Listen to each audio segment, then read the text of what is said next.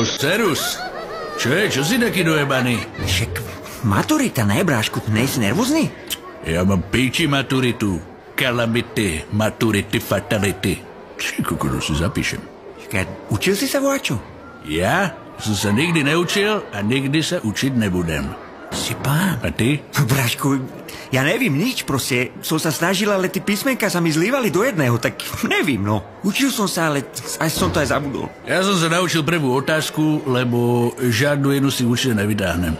To je štatisticky dokázané. Tu vážne? Pozri, hen, čunes, hen, vidíš hen toho? Kterého? Ceckatého. Ušatého? Vzadu, no jasné, hen toho Maďara. To je Maďar? Stavím sa, že nemáš na to ísť teraz za ním a povedať mu, nech táha odkiaľ došiel na tých hunatých poníkoch a jebnúť mu resanku na čelo.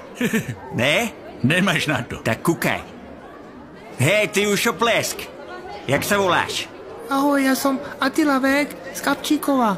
A včera som behala celý les a potom som išiel domov. Maminka mi urobila paštikový chlebík, čo som teraz donesol. A ako ti môžem pomôcť? Musím ti najbať. Prečo? Veď ja som ti neublížil. Ja nikomu nerobím zle. Prečo si na mňa taký hnusný? Však ale nebuď taký milučký. To, jak ti mám teraz? Že to sa nedá. Kam ideš? Kam utekáš? Úplne si to dojebal.